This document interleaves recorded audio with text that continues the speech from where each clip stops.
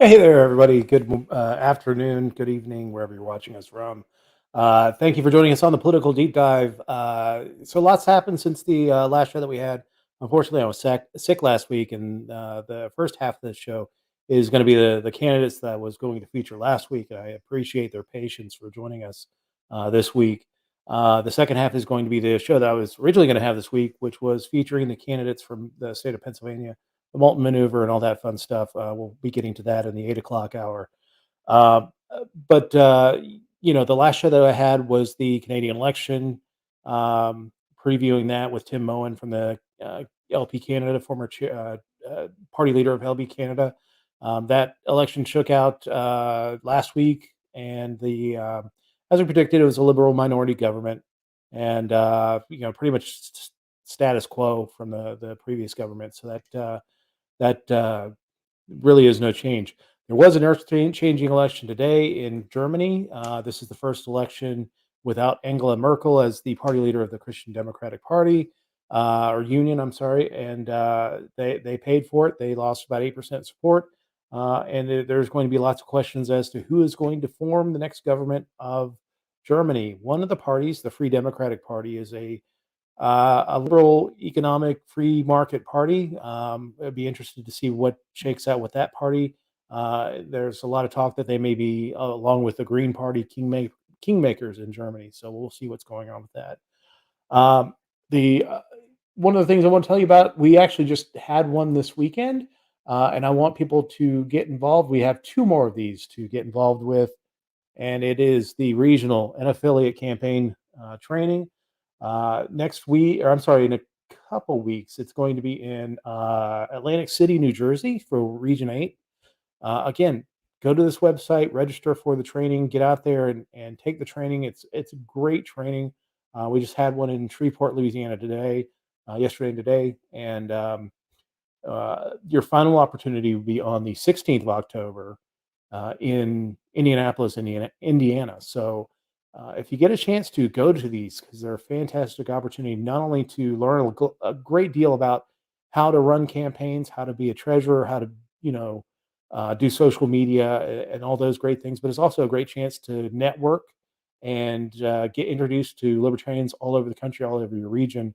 Um, One of my guests was actually a participant in the training that I went to in Norfolk, and again, it's a great opportunity to get out there, meet your fellow libertarians, brainstorm, share best practices, and then get great training from people like Kara Schultz, Tara DeSisto, Michelle McCutcheon, and whoever the other great people that do training on an off and on basis with that group. So again, uh, can't recommend that training enough.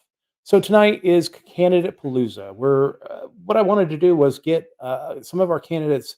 A lot of people don't think of these off years as election years for the LP, but in Virginia, in particular, and in Ohio and a few other places, we are seeing candidates run in these off-year elections, and I wanted to feature those candidates.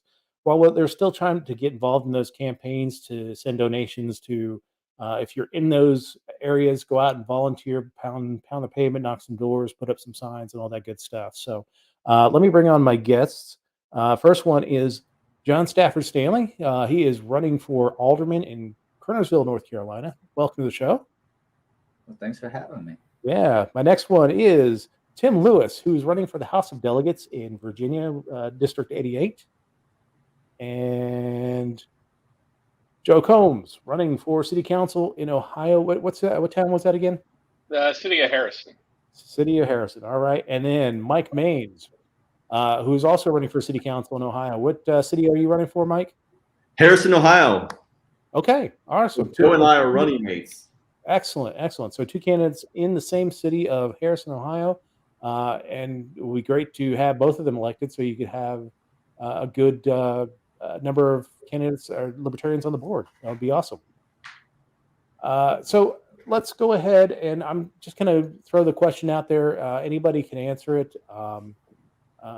This one really is just. Oh, actually, we'll just go in order here. John, tell us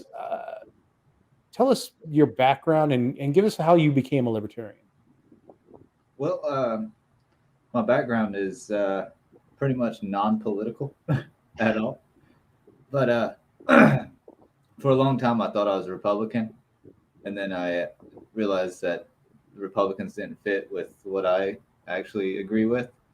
And then I stumbled across libertarianism, and I was like, hey, that's kind of like what our founding fathers are saying. So I'm going to go over here and do that.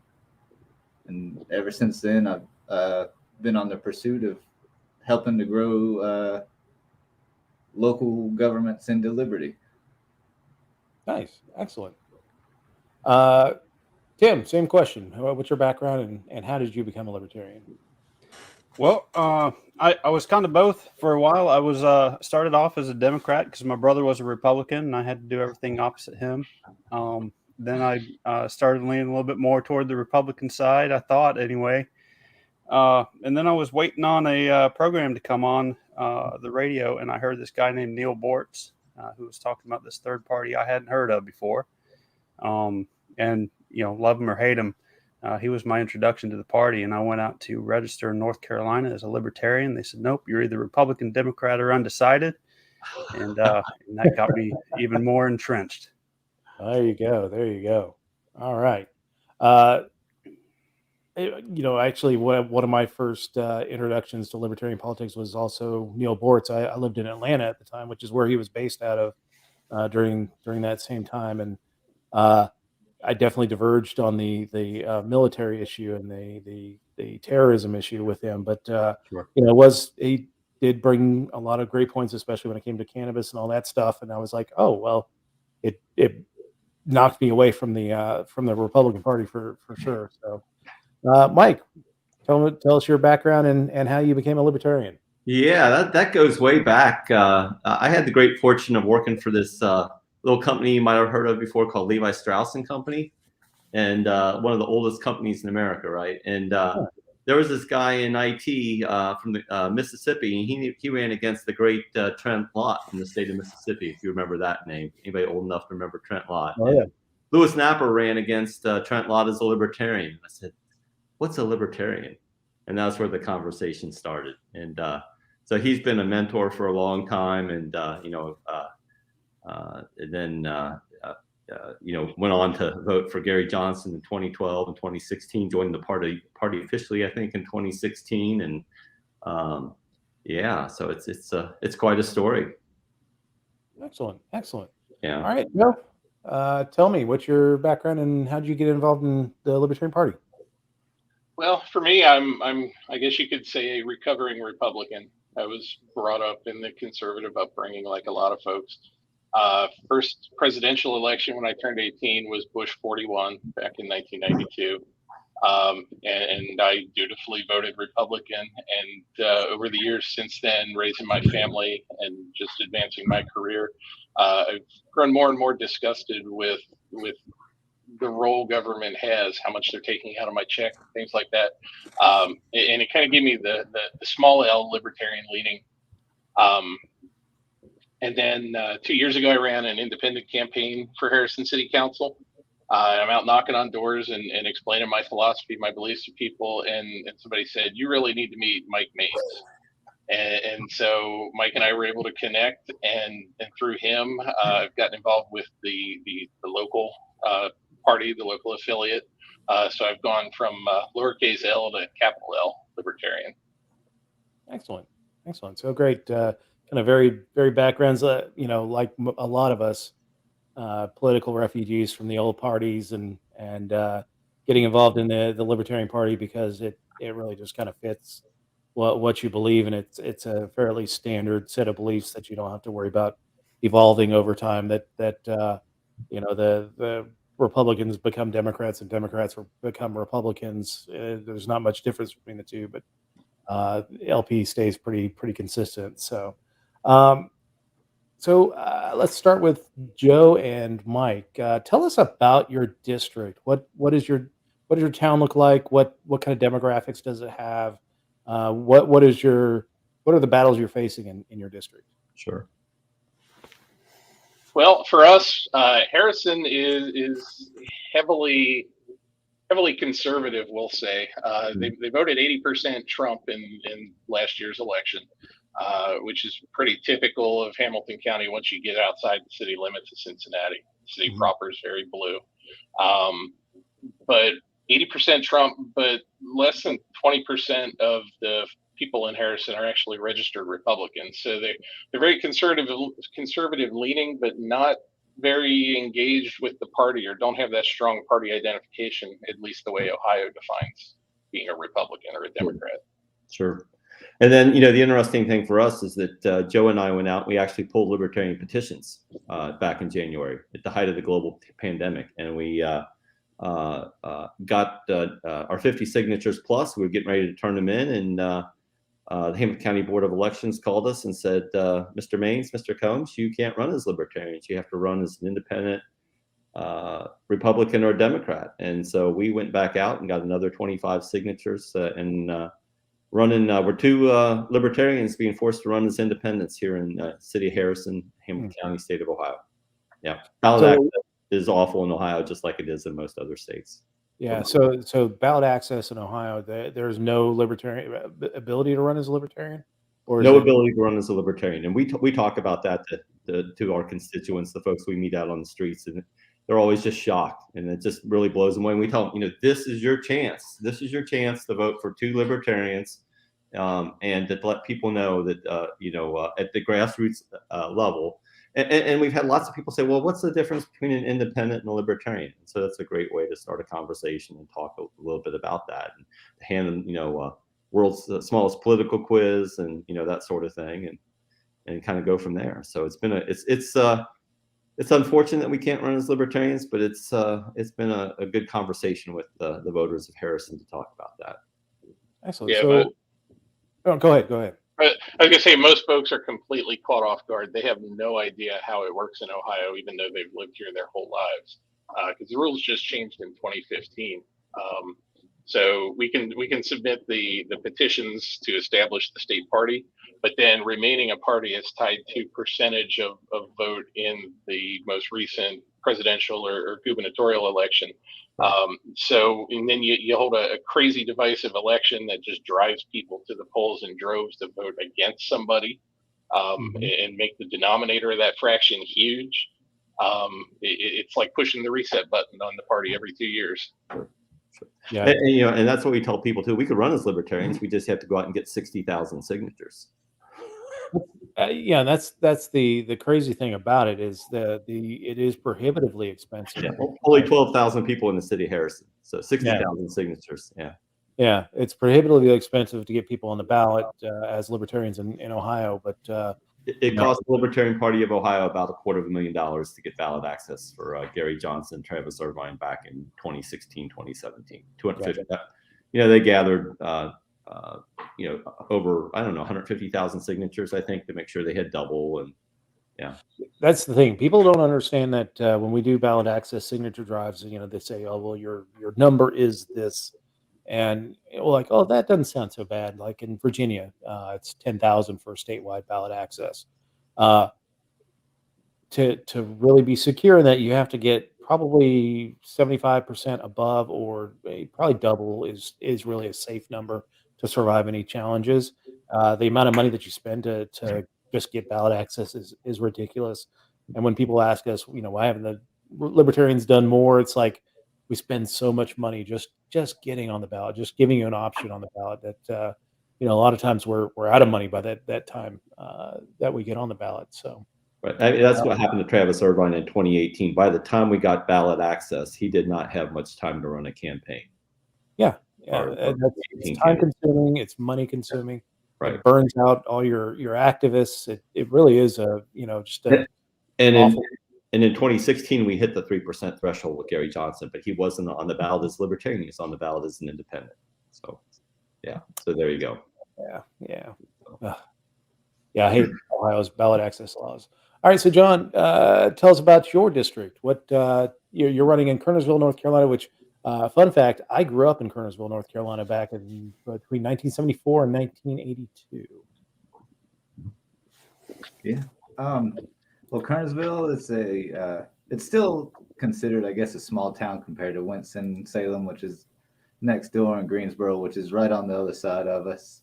So, but we have 24,000 or so residents here in Kernersville city limits. And luckily for us, it's a nonpartisan race, so we don't have to deal with any ballot access or anything like that.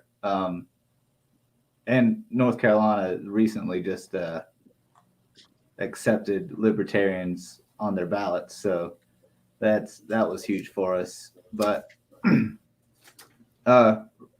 really, right now, our biggest thing is that we have grown so much within the past decade that the representation isn't there for how much that we have actually grown. And so there's no outreaches, there's little effort to actually get the community involved. So it's kind of like an oligarchy controlling everything. Yeah, my county here in West Virginia is the same way. It's definitely very good old boy network, and it's growing so fast that basically all we have on our city council or county commission is land developers who are happy to foster the development of the area, but have no concern about infrastructure of the area that is severely lacking. But what kind of challenges you had in your district as far as getting out and meeting voters and all that stuff? With of course, with the pandemic and everything, have you had many challenges in doing that? Really, most of the challenges have come from things have. Well, this year we have 11 people running, so a lot of people see that there's a need for a change here, but with 11 people running, the water is super muddy, and just trying to distinguish yourself from everybody else, that's been the difficult part. Okay. All right. Tim, tell us about your district. What's going on in Virginia? Where in Virginia is your district at? Well, I'm running for the House of Delegates, which is the oldest continual governing body in the Western Hemisphere. It comprises parts of 3 counties: Stafford, Fauquier, and Spotsylvania, and part of Fredericksburg City proper. There's about 80K residents, 50K registered, with about a 30K turnout. So the magic number is about 16K. But we've in the 88 had 2 previous delegates. The first was a Democrat for 20 years. The second was a Republican for 18. And he decided this year he was going to step down. And so there's no incumbent and jumped on in. Awesome. So what kind of events have you been holding in your district?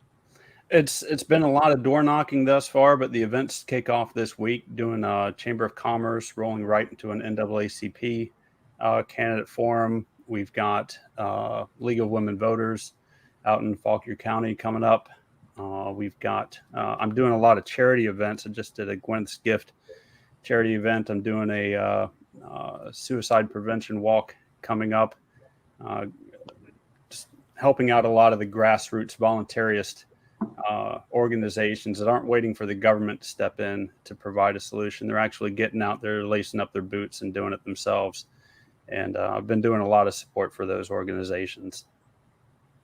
Cool. Excellent. What about the rest of the candidates? Have you guys been invited to any of the debates or anything like that coming up? So Joe and I were kind of asking about whether there would be a candidate forum, which is kind of traditionally the case in our city. And Joe participated in 2019. I participated in 2017. And we asked about that, and they're kind of hesitant about whether they're going to do that or not. So there's 6 of us running for 4 spots, 4 Republicans and two Libertarians. And the way that people kind of vote and looking at the letter behind their name, maybe they're trying to avoid having that candidate for them. I don't know. We'll push for that. We're kind of on the. They tend to have that late in October, which is kind of interesting with all the absentee ballot and that sort of things. You think they would hold it earlier, but yeah, they do a Facebook live stream. They have it out at the high school auditorium, and we'll push to have that because Joe and I think would like to share a little bit how we're different from the other candidates on the ballot. Sure, absolutely. So let me give you each an opportunity to do your elevator speech or your standard platform speech as to why we should elect you as whatever office you're running for, and I'll just let you have the floor. So John, let's go ahead and start with you. All right. Well, for one, I'm the only one that's kind of really looking to get the full representation of our entire town. Right now, we have 25,000 residents, and 10% of those people come out and vote, and half of them actually participate in our town. So I'm the only one that's looking to actually seek those voices out to see what they have to say so that we can be properly represented as a whole community instead of just a select few individuals. Okay. All right, Tim. Well, I'm into this as kind of a reluctant candidate. I never had political aspirations, and I still don't want to be a politician. I want to be a speed bump to the government. I want to go in there and create bureaucracy to making bureaucracy. There's very few initiatives I am actually pushing for. Some of them have already been stolen by the two major parties. The repeal of the food tax has been taken on by the Republican gubernatorial candidate. Hey, it's great. If he wants to knock that out, that's fine. People should not have to pay Richmond in order to live. It's just an absolute travesty that we have to. But he's doing it for the wrong reasons. He's doing it for putting more money in your pocket instead of the absolute moral wrongness of this situation in the first place. School choice, repeal COPN, and close the 13th Amendment loophole here in Virginia. But everything else, I'm just pushing for stopping the government from getting inside of our lives and telling us how we have to live and telling us we have to pay in order to do so. So what is COPN? Yeah, what is COPN? Oh, a certificate of public need. If a hospital in your community wants to do anything as simple as buy an MRI or build a NICU, they have to petition their communities. They have to dredge up a bunch of money and ask Richmond for permission. And if Richmond thinks it'll create unfair competition with the neighboring hospitals, which they have before, they'll deny it. They'll absolutely deny it, which deprives communities of services, creates medical monopolies, and drives medical care through the roof. Everyone's complaining about who's going to pay for medical care, whether it's going to be insurance companies or the government. Nobody's talking about why insurance or why medical care is so high in the first place. And a good bit of that is the government stepping in. Absolutely. Yeah. Excellent. Mike. All right. So I'm an incumbent, so I'm asking folks to give me another 4 years. The learning curve, I think, on city council is a bit steep, and I've served for 4 years and I've learned a lot. I'd like to take what I've learned and to build on that, right? I got involved with the city council 4 years ago when they were looking at closing down the only free motocross track, the east of the Mississippi, and that's the Doug Dunaway Motocross Park. Got involved, and it's a park that I rode at, and the former mayor had installed, but many of the current mayor and the council didn't know what it was. They wanted to close it down, and I've been a volunteer and advocate, and this year has been just a super year for us. We've had more equipment down there, more volunteers, more ridership than we've ever had. So, one of the things I can suggest to you fellas is that every city and county and state in the country needs a free motocross park. It's a great libertarian thing, right? Because it's a grassroots effort, city-owned property, but it's free to the public, and again, it's a group of grassroots volunteers that do that. One of the things that I was involved in 2018 is we had a fatality on a bridge overpass here in the city, a very motor vehicle oriented bridge, no sidewalks, and I was appointed to be on the street committee, and I went to the street committee and said, "What can we do?" And said, "We can't do much of anything because that's owned by the Ohio Department of Transportation, ODOT, and they're slow to move." And so I just kept asking around and talking to folks, and it turns out someone in my dirt bike network, she knew all the tools. Caroline Duffy knew that we could get this because there was a fatality. She had the contacts, and she knew that we could get 100% state grant money. And in 2023, we're going to have a sidewalk, a 7-foot wide sidewalk across our bridge at West Road Overpass, where on the north end of the bridge we have 2 subdivisions and 3 public schools, and on the south end we have our shopping district. And you know how water flows, people flow the same way, right? You know, they go the shortest distance. And so we actually did a traffic count. We saw students walking across the bridge, bicycling across the bridge, lots of pedestrians going across the bridge. And so we're going to have a sidewalk here in 2023 that's probably about 20 years past due.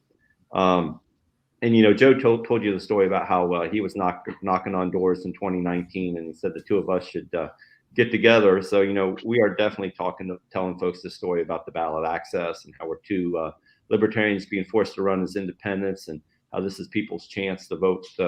If you want that choice on your ballot, if you want to see a 3rd party, a 4th party, a 5th party on the ballot, if you're tired of the choices that the Republicans and Democrats, the Republicrats and Demopublicans, the duopoly, whatever you want to call them, are serving up, this is their chance to you know, vote for somebody different, and trying to, you know, let people know what a libertarian is. Libertarian, you know, believes that the government is too big, too nosy, too intrusive. We need to have smaller government, certainly at the federal and the state level.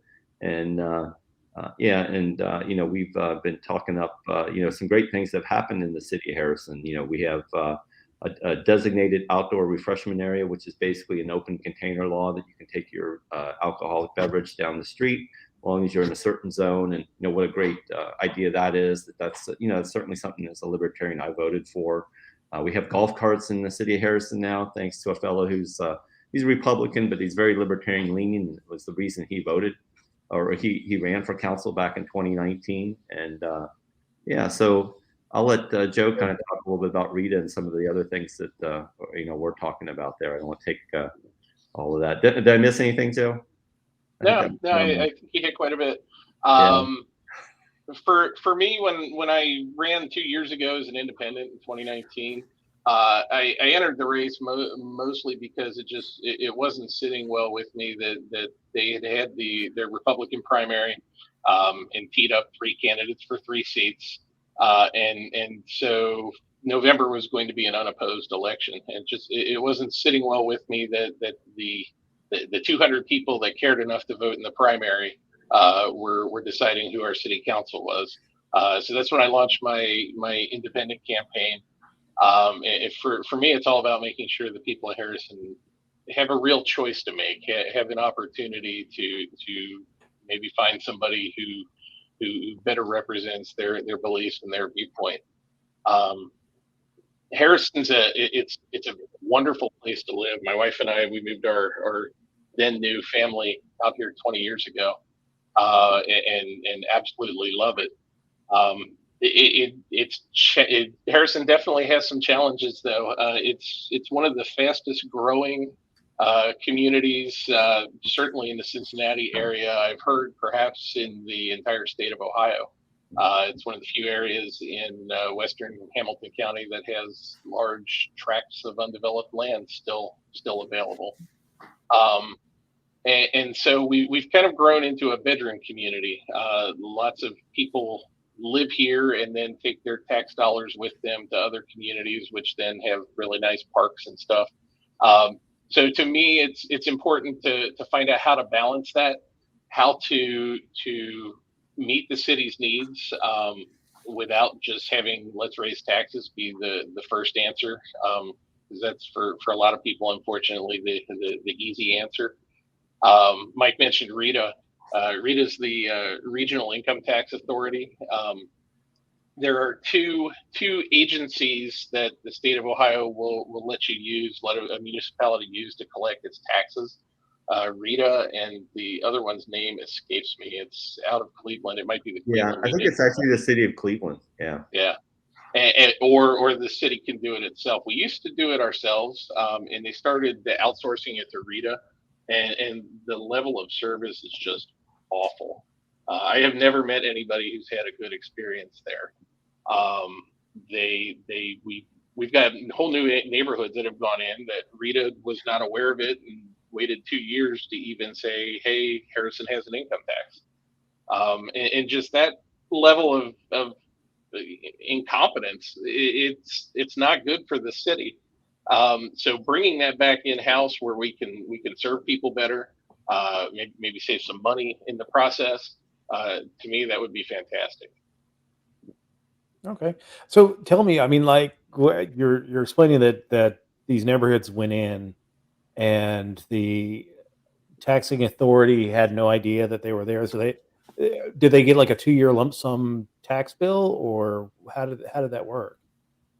I believe they did. They out of the blue got an oops. We were supposed to charge you for the last 2 years. Here's your bill. So imagine that surprise when you open your mailbox. Yeah. Yeah. They have calculation errors. I've heard stories of people having to fight with them over the calculation and just not getting any responsiveness. They usually wind up, complaining to the mayor, complaining to city council anyway. So let's bring it back in house where we can have people that are able to be responsive. Right. Yeah. Yeah. John, while you're out on the campaign trail, what are people? What are the issues that people are talking about? What are the main concerns in your area? Really, the main concern is the representation of the people. People don't feel heard, and then I'll bring up something like, "Did you know that Kernersville had a community pool?" And they're like, "No, I had no idea," even though we've had it for over 10 years, and they've contributed to have that pool, but it's in with a private endeavor. So there's no communication, and people see it. People see that there's no real outreach or no welcome sign to get involved, or even if you're not part of the clique, you're not even really in it to them. So yeah, why sell it to you when they don't even they don't even care about you? It's just you can't help them, so why would they sell you anything? Yeah, I get that around here as well. Tim, what are people saying on the campaign trail to you? What are the big issues that they're looking at? Well, around here, especially with this being a state level race, a lot of people are singing the same old tune about gun rights, abortion choice, environment, and education. It's the same tune you hear and what the media pushes out there. When I start talking to them about the libertarian viewpoints on those, and when I start going into, do you realize these extra things that the government's doing beyond what the media is telling you to focus on? Do you realize that certificate of need laws are out there? Do you realize we're the only state left in this region that doesn't have school choice? Every state surrounding us, including the District of Columbia, has some form of school choice, and we're sitting here in last place in the educational race and giving kids what they need in order to learn. When we start talking about where we can actually go if we focus on what matters in our lives, then they start listening. But knocking on that door, it's the classic. It's the classic tune. Yeah, absolutely. What about? I mean, you guys have been talking about taxes and stuff. What other issues are you hearing from your constituents as you're going out in the field, Mike and Joe? Well, Joe, you want to talk about the Free City project? You want me to do that, or? I'll let you do that one. Yeah. So one of the things that we started talking about was, what would a free city look like? And I'm sure most of you are familiar with New Hampshire's Free State Project. We're the Free State Project, and they chose New Hampshire to be that state. And so we had an event down here in Harrison called the Taste of Harrison, and we did a little man on the street interview, and we asked people what a free city might look like, and what people struggle with that, right? That's a pretty deep question, but it was fun, and we broke that down and talked a little bit about folks' thoughts on the Dora, and largely a positive response for that. We're down in the downtown district having a big party, and people could they could grab their special cup and go into a restaurant or bar and come back outside and walk down the street. People like that. People like the golf carts. And we're just trying to find, in our community, what are the libertarian issues that resonate most with people and starting there, right? Just trying to identify what the next big libertarian thing we can do in the city of Harrison might be.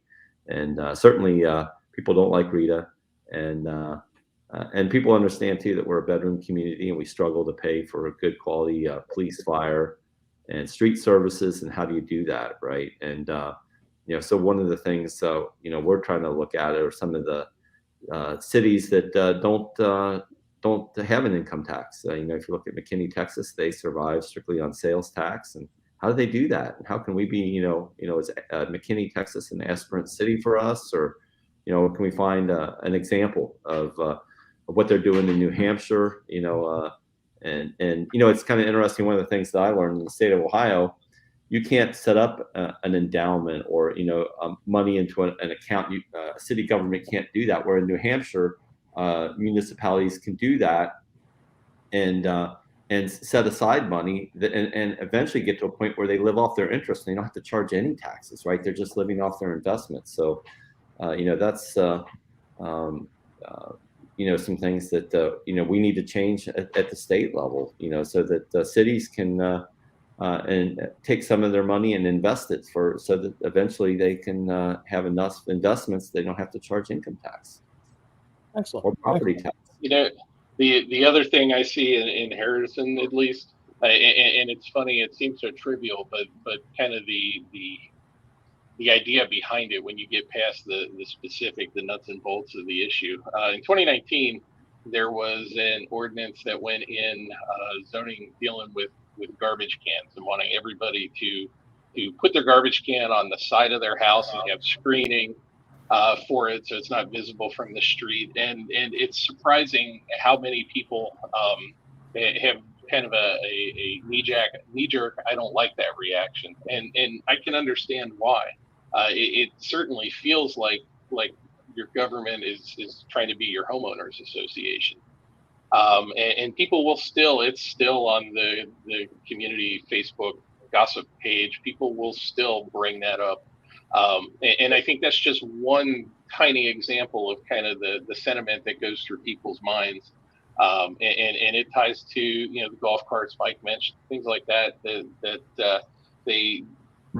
what the people are looking for is a government that can get out of the way and let them just be their best selves and enjoy their life with their family and their neighborhood, and not worry about, the nanny state, hounding them and harassing them. Excellent. So I've got an interview that I'm going to be showing for Dean Davison, who's actually running for Virginia delegate here in a moment. But I wanted to give you guys a chance to promote your pages, and we will start with Joe. Okay. I've got a website. Thanks, David, for putting it up there. combsforcouncil.org. There is, of course, a donate link. Any politician's website wouldn't be worth its salt if it didn't have a donate link. We got Facebook at Combs for Council, and then I'm on Twitter. Unfortunately, Combs for Council was taken, so I've got Elect Combs there. Anybody who's watching who's local to the greater Cincinnati area, we would love to have some help out hanging door hangers, knocking on doors, meeting people, having a presence at city, at events and activities. And you can reach me through any of those channels. Fantastic. Mike. There you go. You got the mainsforcouncil.org. You got the Mains for Council Facebook page. I guess I do have a Mains for Council Twitter that I neglected to put up there as well. So that's easy to find. And same kind of thing that Joe's got going there. We got the donate button. And, Joe and I have done a pretty decent job of doing some fundraising, but it's getting here near the end. And we've got our signs printed, and we've got 50 signs to get out. And as soon as we run out of those, we'll need to print another 50 signs and kind of keep going that route. And I was hustling and hanging signs before we came on board here and couldn't find my computer. So, oh boy, so that's but there's the social media, and we'll have we're pretty active. One of my favorite pictures out on our Facebook pages is a picture of Joe and I taking out the trash at the food truck rally. And we've been active volunteering in the local events and advertising for the groups that put these events together. Our downtown district always needs volunteers, so we're advertising on our Facebook page for that. And we're both quite active on both of those pages. I know my web page needs to be updated a little bit, and I got some ideas from some blogs. We'll be doing that here soon. But good stuff. Appreciate folks checking those websites out. Yeah, excellent. Tim. Well, I'm everywhere on digital media at Tim4VA. If you have a question of whether or not I'm on there, just search Tim4VA, and I'll probably pop up somehow. Again, Tim4VA.com/donate is how you can contribute to the campaign. We've got loads of door hangers. We've got loads of door signs. We're trying to get a good volunteer crew to help hand all that out. We're about to kick off our digital media advertising, getting some videos put together, getting some spots done up to push out that direction. If you'd like to help out financially, or if you'd like to strap on your shoes and come on out and help us knock on doors, we really appreciate it. All right. And finally, John. Yeah, my website's johnstaffordstanley.com. And you can find me on Facebook for Stanley for Liberty. And Twitter, I had to change it up to John Staff Stanley. So, yeah, Twitter's bad on the names, yeah. Yeah, fun fact, there's actually 11,000 John Stanleys. So I had to throw in that Stafford just to have some kind of distinguish. But I still need quite a bit to go on. We got some canvassing events coming up. We actually have a fair coming up on the 1st to the 10th. So we're going to be needing some volunteers. If you're in Forsyth or Guilford County here in North Carolina, we'll need some volunteers for that. And then I try to get all my events and stuff posted onto the website or to Facebook, so anybody can feel free to reach out to me, and I'll try to respond as soon as possible. He is very responsive. He responded to me fairly quickly when I reached out to him for this interview. So yeah. Again, the reason why I wanted to do this interview, and thank you all, gentlemen, is I know Virginia is now in their early voting period. I don't know about Ohio and North Carolina, but we're getting close to the election. It's no longer election day; it's election season. It's election month, really. So I wanted to get candidates on ahead of time so that if you're in the area, you can go volunteer for them. If you're not in the area, you can donate to them. They all need things before this election happens, and every dollar that you can send to them now is far more beneficial than if you waited until the November 1st or anything like that. So get out there and donate to them if you can. Get out there and pound the pavement for them if you can. Gentlemen, thank you so much for your time this evening. And best of luck in your election. Thank you, David. Really appreciate it. Thank you, David. We do appreciate it. Everybody. And like I said, we are going to play the interview with, at least try to play the interview with Dean Davison, who's running for Virginia House of Delegates as well. And let's cue that up.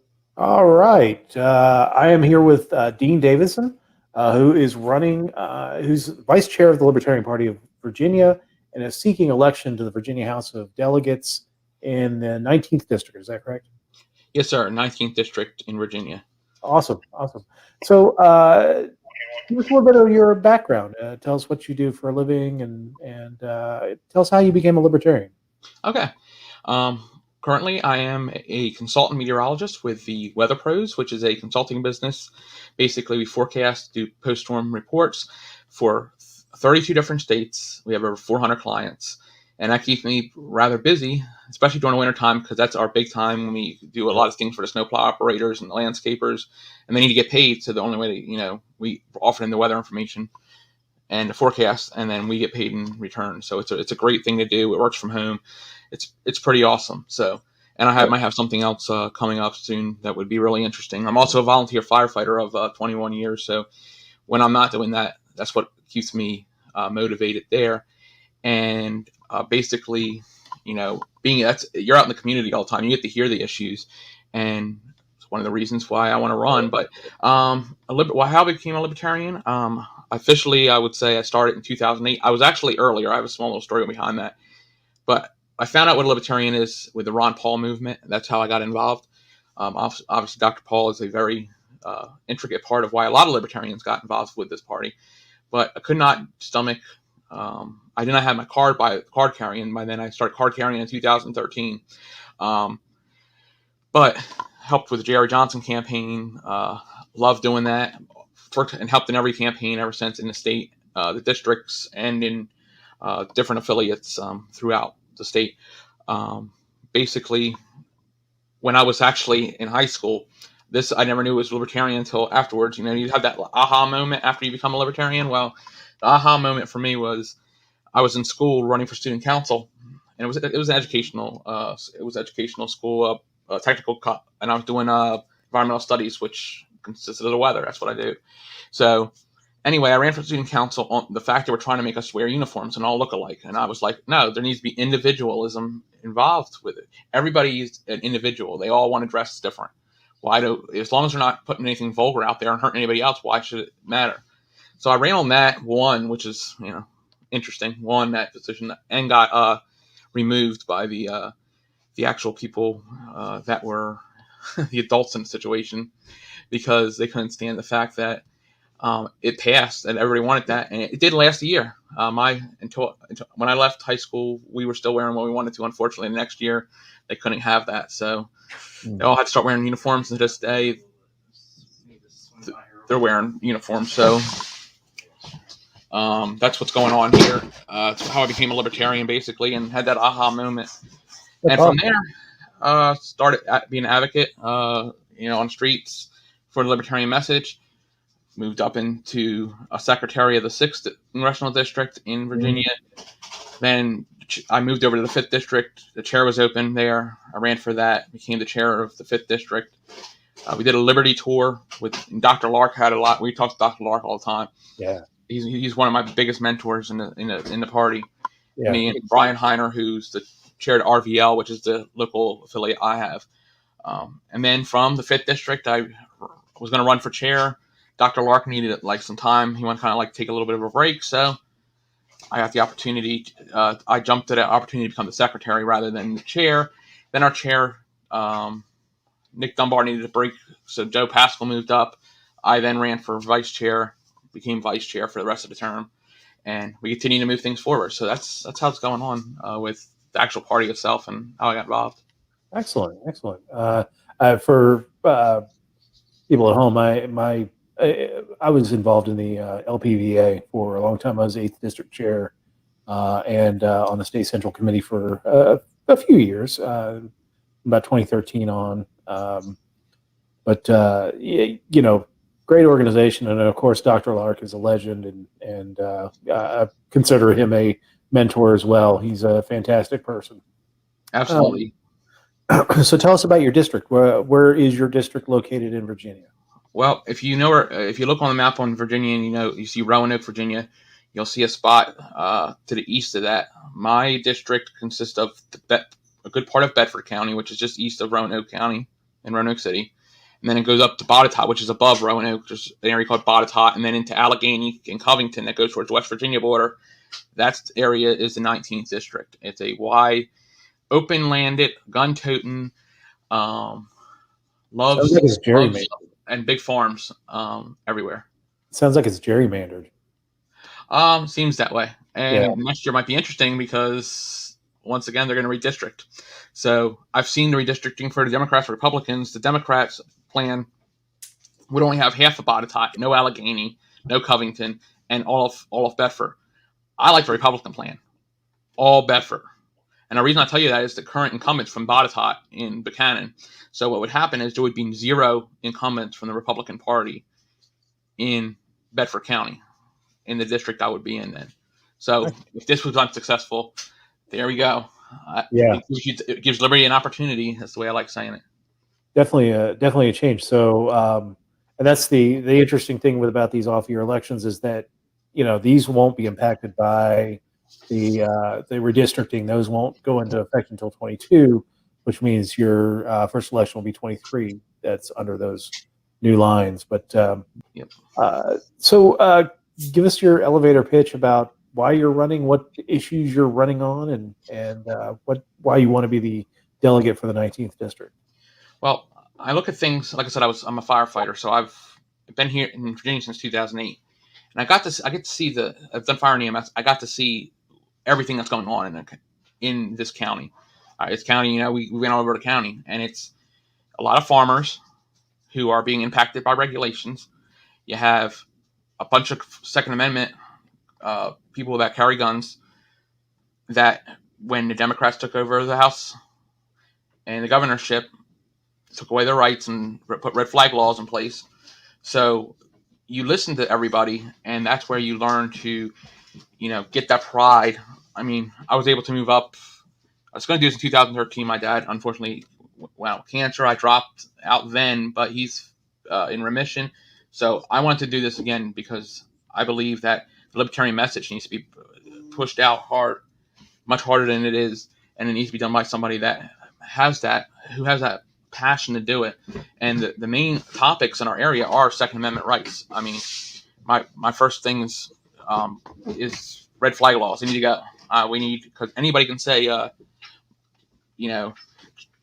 Joe over here is crazy. He's shooting guns and I'm scared.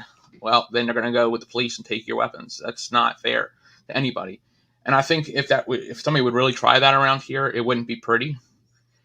Just because people around here have guns on their property and they are not scared to shoot you. You walk on the property. It's kind of violent, but you know what? It's kind of following the whole Second Amendment and protecting yourself from foreign and domestic tyranny. So I understand the people. Okay, this district originally was run by an independent named Lacey Putney for over 20 years. So the Republican Party didn't always have this district. It's when Lacey Putney retired in 2012 and in 2012 for 2013 election that the current incumbent, Terry Alston, which is a Republican, was in there. Yes, they're very red when it comes to the idea of Trump, and when it comes to their individual, and their lower, they want you to do something for them. They want to see something happen in their district, and that's something that he hasn't been able to bring to the district. Mm-hmm. So obviously the Second Amendment farmers need to have, they're putting food tax on hemp. Yes, there's hemp seeds, but there's hemp seeds for a lot of different other things. So they're overtaxing. They need permits to sell fruits and vegetables. Let's get rid of that. Let's get people want raw milk. It's between the consumer and that farmer. I have a problem with the government getting involved with all of that in the farming industry. That'll help farmers out so much, and this is a big farm area in these three counties. The only place that really isn't is Covington, which is more of a city. But you have, let's see, I want to put, as a firefighter, I got to see something that was interesting. They start putting broadband towers up in the county, and it's expanding huge, right? Mm-hmm. So one went on a firehouse grounds, and that person's making rent. So then you're not asking the constituents to put money in. That's just lowering taxes. So if you did that in every single district that has a broadband tower and you put that on those grounds, all that will come together to lower taxes for the individual. And that's a really smart way to get rid of tax or lower taxes to a point where people are like, that's actually affecting us really well. In both ways, they're getting access to internet that they didn't have before because it's very rural. And they're getting lower taxes because of it. And if I'm elected, that is one of the first bills I'm putting up for that. Election reform. We are so, in Virginia, disadvantaged at 10% with state elections. And it's so much disadvantage to us that it's very hard to do. Robert Sharps was the closest we ever got.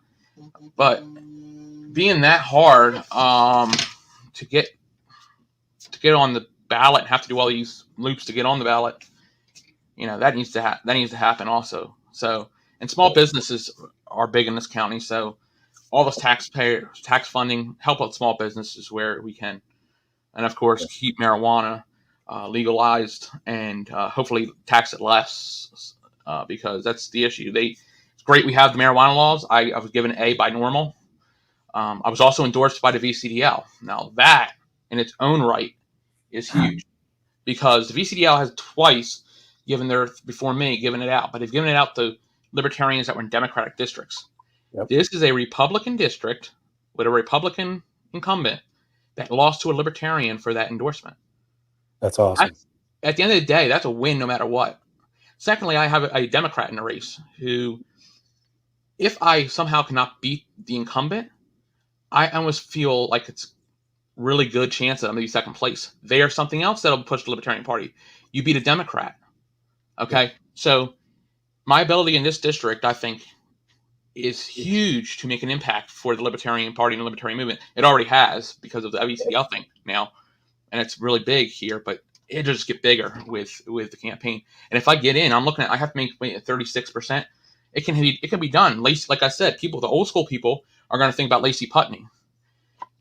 There are also a lot of the upset Republicans with the incumbent because he expanded Medicaid to Medicare.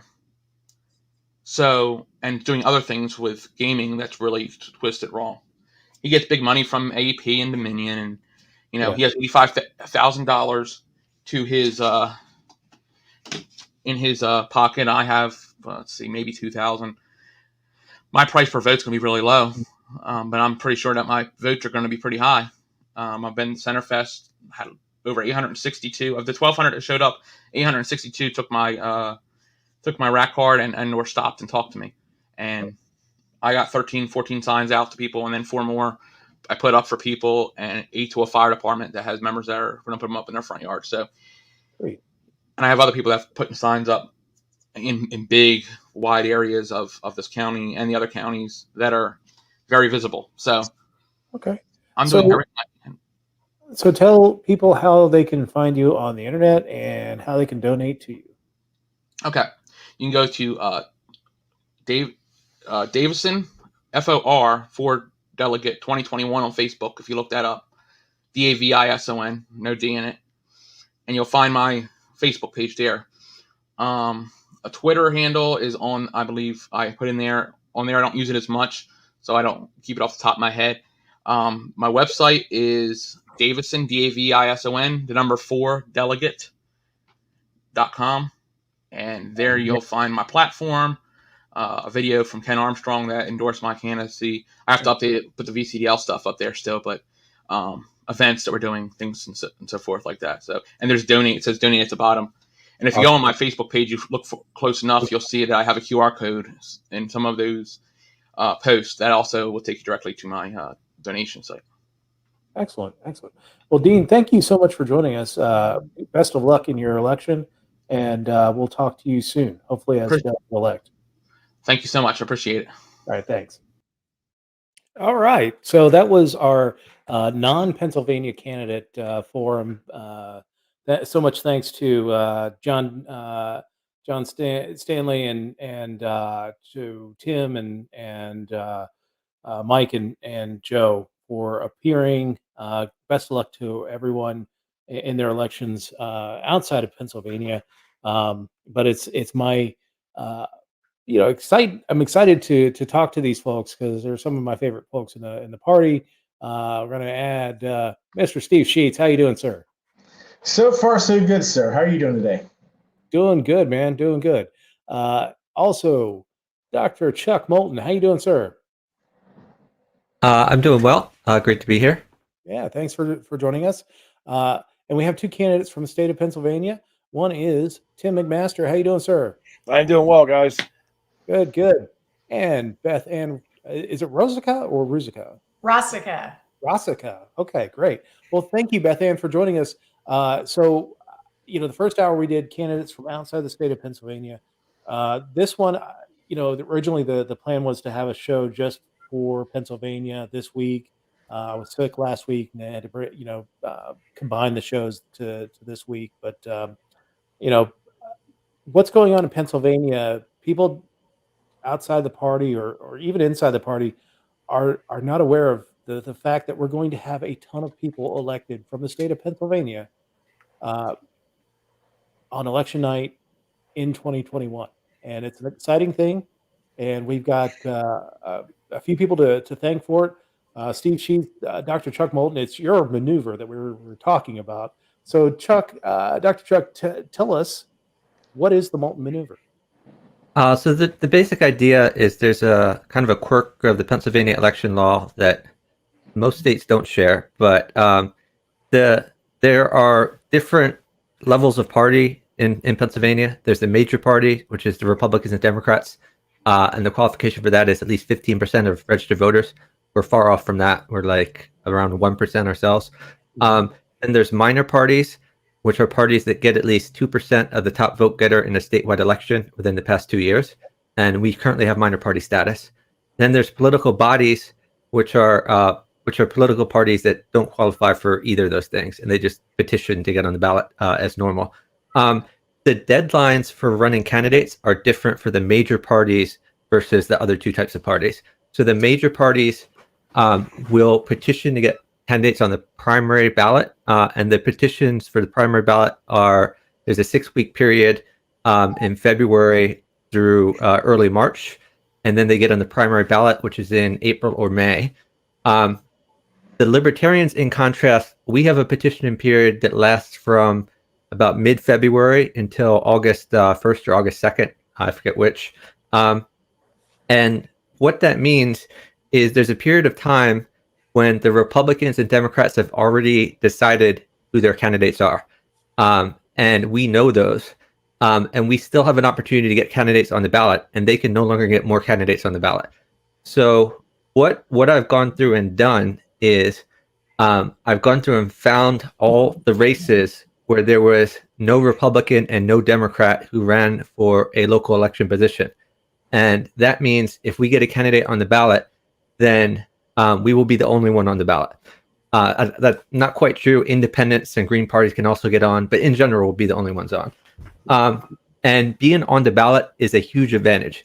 It's still possible for Republicans and Democrats to win by write-in vote in the general election, but it's very, very difficult for them to do so. It's just a huge advantage to be on the ballot. So we've done this a few cycles. Last cycle, we put a huge effort into it. And last cycle, we elected a ton of Libertarians. I think we elected like 40, something like that, off of the Molten Maneuver. 47. Okay. And I think about 25 of them were from people on the ballot uncontested, and the rest were write-in wins. Yep. And last time around, we didn't even do nearly as much as we did this time. So last time around, we only targeted, I don't have the information in front of me like I usually do as far as how many counties we targeted, but I think it was like only 10 to 15, something like that. We targeted with the Molten Maneuver to get people on the ballot. Then we targeted more than that, maybe like 30 to 35 for a write-in effort. This time we went much, much bigger. Out of our 67 counties, we targeted 64 of them. And the only reason we didn't target the other 3 was Philadelphia had no openings, and 2 counties just didn't have their election results available to us. So we targeted everything we could. And we already have 114, I believe, candidates on the ballot uncontested. That's not counting our contested candidates. It's not counting our write-in vote. And we're gearing up our write-in effort right now. And here's the stunning aspect about that is that let's say all 114, and we see a few other write-ins, and we have what 256 elected Libertarians in the country right now. So you're talking about a third of the electoral Libertarians coming November will be out of this election cycle in the state of Pennsylvania. That's a tremendous, amazing number, and it's building that bench. Beth Ann, you're running for mayor of Chester, right? Is that Westchester? Westchester. So, and you've got a very unique, news item that came from your campaign. You're actually not only endorsed by the Libertarians, you're endorsed by the Republicans. That is correct. Yes. That's amazing. So tell us about that. Well, it has been an interesting ride, that's for sure. I was previously, I'll tell my kind of quick story, previously a liberal Democrat for 34 years. I voted for, all the people that probably everyone on this call shudders to think about. And when COVID hit, I left the party because they would not support the things that I thought were important. I work in social work, and I worked really hard to try to get schools open. And I thought that the Democrats would absolutely support opening schools because of all of our minority and low income kids that were suffering. And they didn't. They abandoned that group of people. And so I walked away from the party at that point in time. And I started attending our Chester County Libertarian meetings. And I really liked the group. I liked where they came from. We agreed on lots of things. And so I felt very comfortable there. And in the meantime, I started working with some school board candidates to get new people on our school board. And they happened to be Republicans. I didn't actually care what their political party was. I just wanted people that would keep our schools open and do the right things for our kids and our community. So I started managing these school board campaigns. And because they were Republicans, I got to know all of the Republicans within our county. And so when I decided to run for mayor over the summer, I approached the Republican Party here in our county and in my town about, we didn't have anybody running for this seat for mayor as a Republican. Westchester is a very, very Democratic town. So there was an endorsed Democrat, there was an independent who was running, who had been a Republican a long time ago, but is now really a Democrat, who didn't get endorsed. So he ran as an independent. And then me. So there was no Republican candidate. So I asked the party whether they would consider, providing some support for me. I really didn't expect that they would endorse me, but they met with me. They met with the independent candidate at his request, and the committee voted to fully support me, and not just support me, but they're putting me on the sample ballot. So when they send all their literature out to every registered Republican in the borough, my name and with the Libertarian little bubble is going to get circled in, and then they're going to distribute all my literature. They're doing a meet and greet for me in the town, along with the school board candidate that I'm supporting. So it's been just sort of a crazy confluence of events that has come together in a perfect storm. That when I started this, we thought this was really just kind of a fluke to disrupt. We really didn't think that we had a chance at being truly competitive. And now it's looking like it's still a long road, but there is a mathematical path forward if everything continues to align the way it is right now. That's awesome. Our other candidate is Tim Mcmaster. You are what are you running for in Pennsylvania right now? So right now I'm running for auditor of Conewago Township. I am one of the Molten Maneuver candidates. Previously this year, I actually ran in the special election for PA State Senate, which I plan to do again next year as well. But I'm focusing on auditor for Conewago Township this year. One thing that I really want to focus on is holding the township supervisors responsible for what they spend. I've been living in this township for 20 plus years, and every year they spend more and more money. They tax at a higher and higher rate, and the services keep dwindling and diminishing, and no one holds them to task. No one goes to the township meetings. When I started going to them a few years ago just to see what the heck was going on, they looked at me like I was some kind of a pariah or a Martian or something, just because I wasn't one of the 4 or 5 people that normally showed up to these things. And it really, that really spurred me on to say, like, you know what, these people really need some new blood. They really need somebody to come in there and say, hang on, you're not being very responsible with the people's money, and I'm just the a-hole to do it. Excellent. And I do want to say, like, it is absolutely amazing to be on the same panel with Dr. Moulton, who makes so few public appearances. I'm truly honored and blessed to be on the panel with you, Chuck. I just want to say that. Great to have you. Awesome. And our final guest is Steve Sheets, one of my best friends in the Libertarian Party. Great guy. He's former state chair of the party, who did a lot of the heavy lifting as we got into the Molten Maneuver, getting petitions and all that stuff, so the paperwork to and fro as this wound down his state chairmanship. Steve, how you doing tonight, man?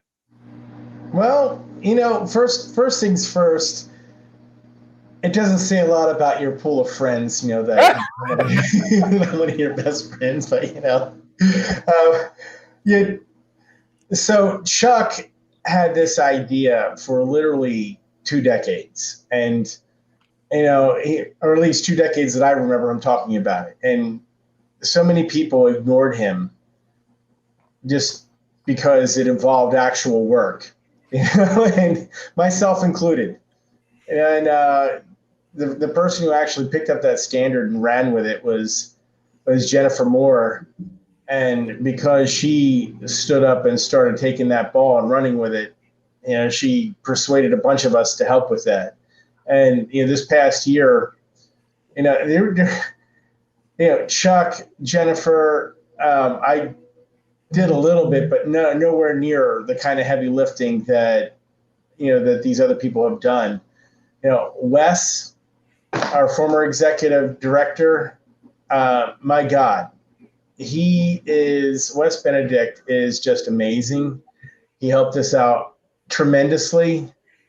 Art, and I always forget Art's last name. DiBianca. DiBianca, thank you. Art also helped just tremendously. These guys donated money. They donated their time. They spent, God, how many hundreds of hours, Chuck?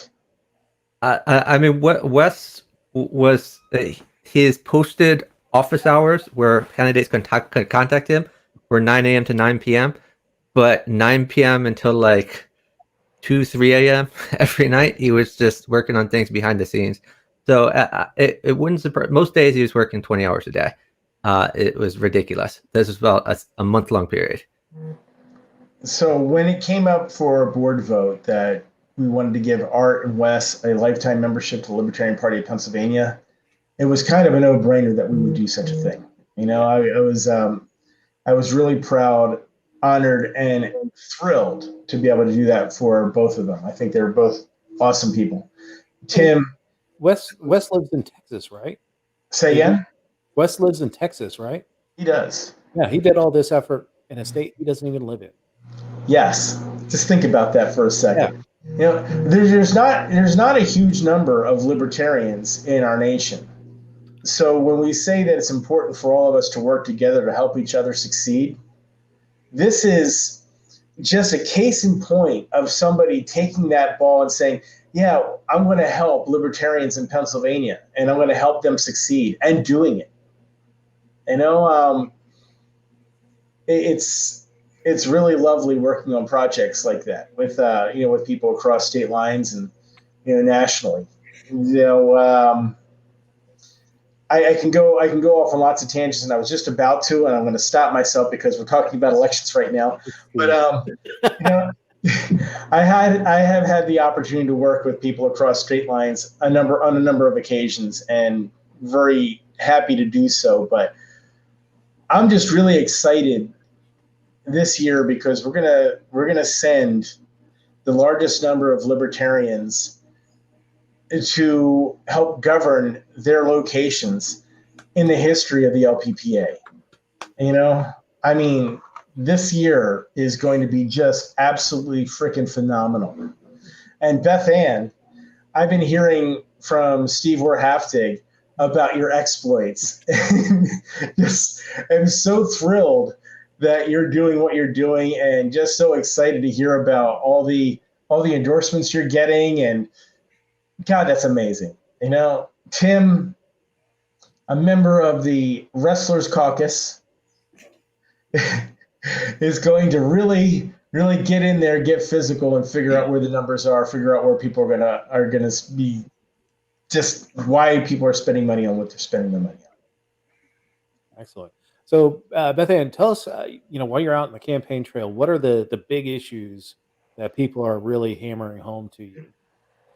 Well, I think it's interesting. I mean, one of the things that I'm excited about, going door to door and talking with voters is just raising people's awareness about what libertarians stand for, who we are and what we believe in, because most people, at least in my community, have no understanding or idea what a libertarian is. And what I really talk to people about is coming at things from a more moderate place, that we have such extremes on both sides. And, whether it's here locally in our community or nationwide, I think that there are a lot of people who are tired of the extremes and they're looking for a more rational approach to government that is more moderate. So that message seems to really resonate with a lot of people. Here in our town in Westchester, as I mentioned, it's very Democratic. And so the people who are more moderate are really disgusted and fed up. And I talk about trying to get that pendulum to swing more back to the middle. And that is another message that seems to resonate, with a large group of voters. But people are concerned about the typical things. They're concerned about our taxes. Our taxes went up last year. They're scheduled to go up again this year. That's a big issue for people. And the way that our tax system is set up in Westchester, it's just an absolute mess. The system is broken and we really have to do something different, and we need to bring in new ideas. So I think those are the big things that I'm hearing from people that they're most interested in talking about. Excellent. What about you, Tim? Are you getting a lot of feedback from the community? So this is a very red area. There's a lot of Trump votes in this neighborhood, which is fine to one degree, because they do largely support lower taxes, greater property rights, more freedom for what you want to do with your property and stuff. And what people are mostly concerned about here is that their property taxes continue to go up. There's fewer and fewer things they can actually still do on their property because there's so many regulations. Farmland is being chewed up and turned into subdivisions, and it's not helping the land, it's not helping the neighborhoods, it's not helping the farmers in the community. So these are the things that are really driving the folks here in Candidate Township. And unfortunately, as auditor, there's not a whole lot I can do to really address that stuff. I can focus on keeping the Board of Supervisors in check as far as what they spend, and making sure that everything that they say they're spending their money on, or they're spending our money on rather, is in fact what they're actually spending the money on. And my biggest thing now is that I want to show people, like, being a libertarian is not crazy. There's nothing wrong or outlandish about being fiscally responsible and wanting people to just be able to be themselves, to support themselves how they see fit. So that's my big thing is with being an auditor now is keeping the supervisors on point, keeping them focused on the nickels and dimes and the pennies on everything, and showing people that as libertarians, like, we want what they want. We want property rights respected, we want lower taxes, we want the government out of their business, out of their lives as much as possible. Excellent. So, Dr. Moulton, how is this a maneuver that might get voted out of existence? It's possible they could change the election law at any time, but it's extremely unlikely because, first of all, this two-tiered system has existed in Pennsylvania for many, many decades, much longer than since I was involved in politics at all. And second of all, so 2 years ago, a bunch of our candidates were challenged to try to get them kicked off the ballot. This year, they didn't even bother. So none of our candidates were challenged. I'm sorry. I guess one is still in litigation, but his wasn't so much challenged as they said he didn't make the ballot when he actually did. But that's still being worked out. But yeah, so they seem mostly resigned to it at this point. These are mostly, as I said, local offices. So I don't think Republicans and Democrats are too threatened at this point.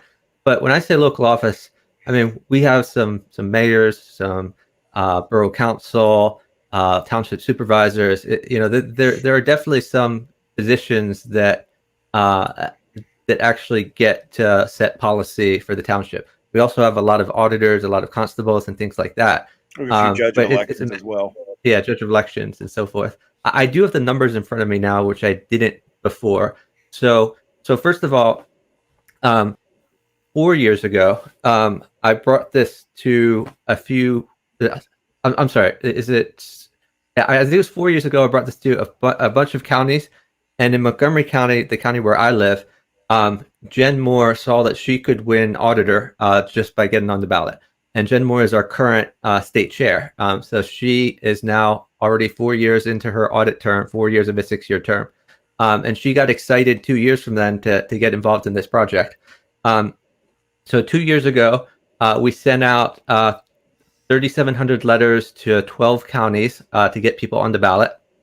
And then another 2,900 letters to 32 counties for a write-in effort.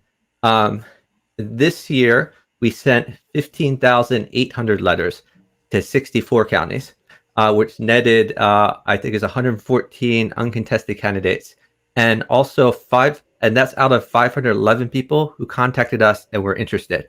So we're planning on contacting the people who didn't get on the ballot to mount a write-in effort. What we found 2 years ago is that those were the most enthusiastic, the people who we had already expressed interest, and we have phone numbers and email addresses for all of them.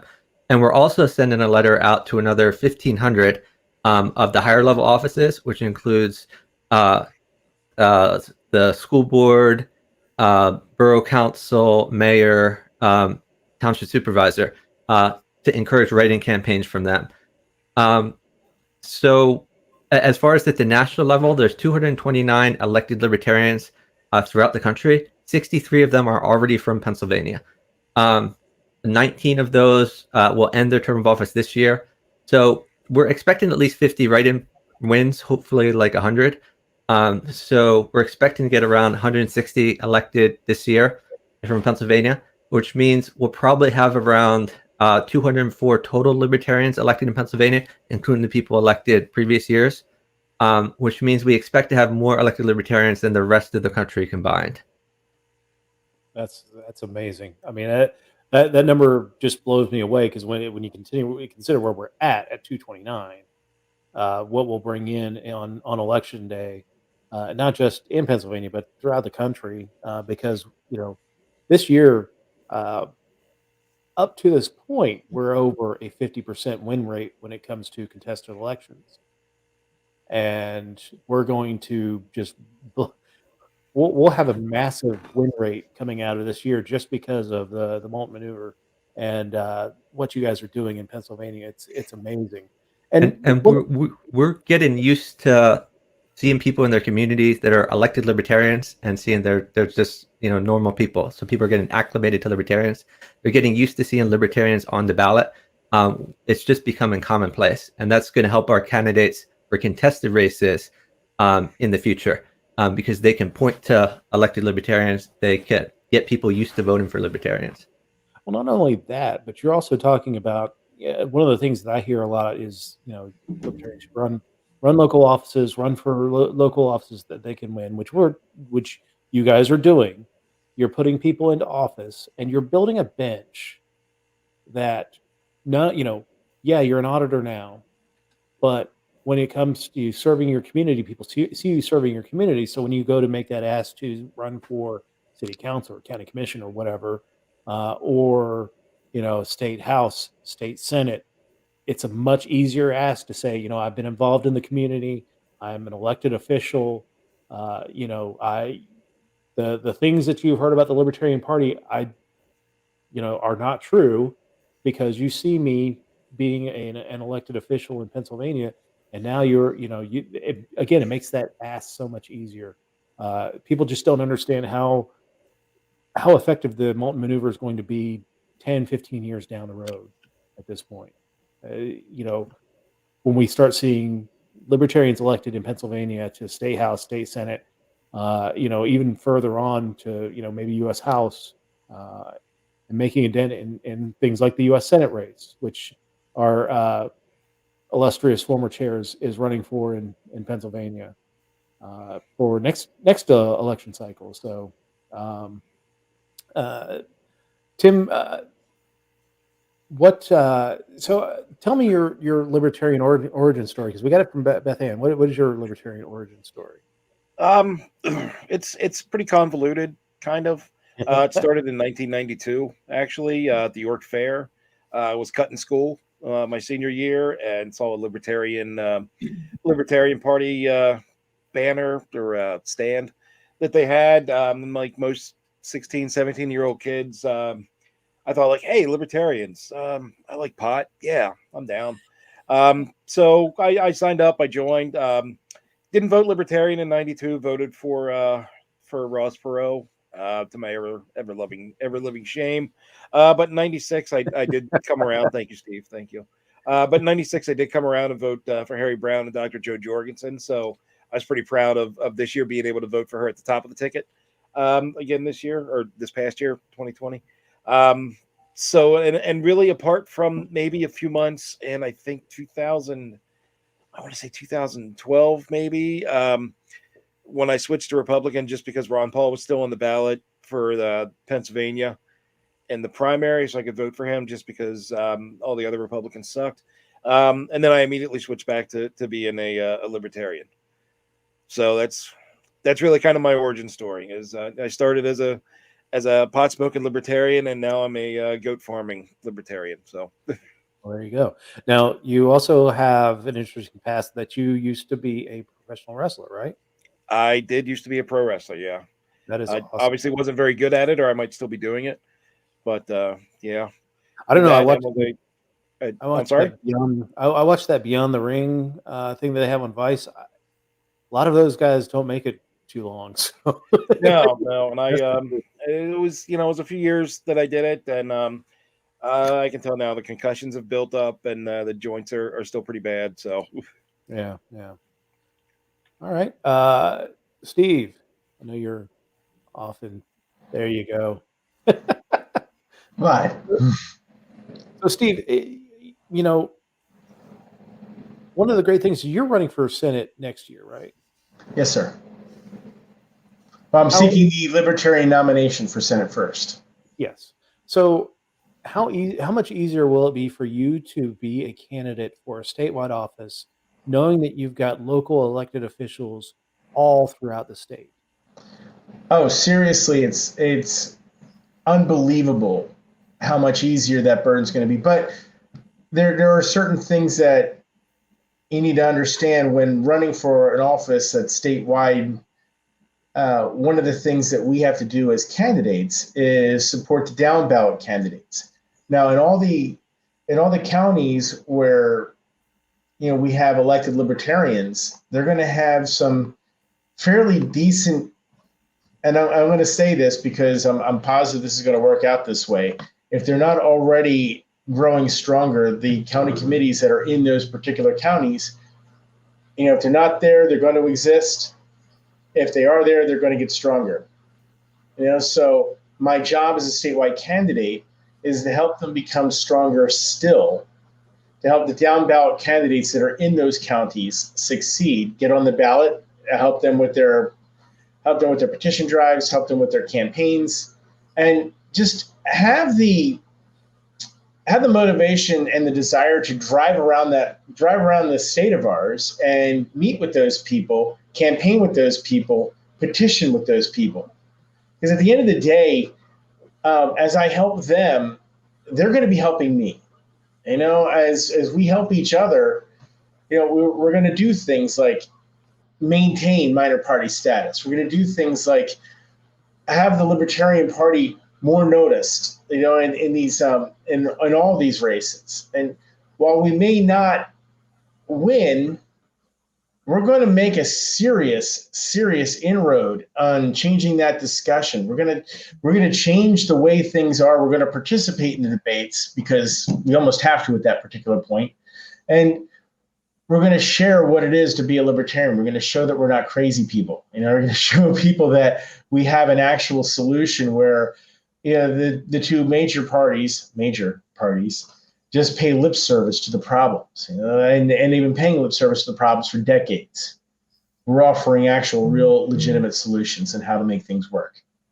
Yeah, I mean, because we've had major parties, really they keep the problems going because that's how they run their elections now. They just they identify problems all the time. They don't offer solutions because, well, you got another issue to run on in 2 or 4 years. Libertarians, on the other hand, yeah, we offer solutions to fix the problems. we want to fix the process because we want to go back to the private sector where we're actually making money and succeeding. Exactly. All right, Dr. Moulton. What is? I mean, so in 20 what the next time you can do this is what, 2023? Yes. All right. What is how? What kind of effort are you looking at for scaling this up for 2023? Well, it's hard to scale up anymore as far as the people we can contact, but what we want to improve upon is just our response time. Wes has automated a bunch of things as far as getting paperwork ready for candidates, which should make that faster.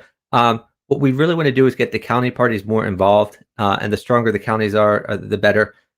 Because what we found is we get some contacts from places where we're completely unorganized at the county level, and we don't get nearly as many of those candidates on the ballot as when we have a super organized county where we have activists that can pair up with the potential candidates, make sure that they fill out the paperwork correctly, help them with petitioning, and really urge them on. So, for example, Berks County, Allegheny County, Chester County were all very active counties. Lancaster County, very active counties that were able to help their candidates get moving. And we'd like to see more counties like that. Excellent. Let's see, Beth Ann.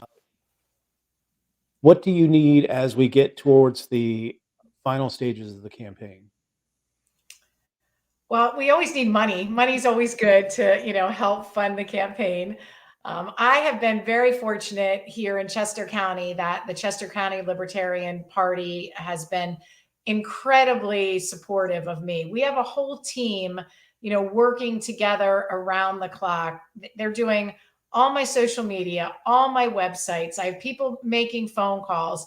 One of our volunteers went out door walking with me today. So, this is a group of just highly dedicated people who I never could have pulled off what we're doing if I didn't have the support and commitment from the group.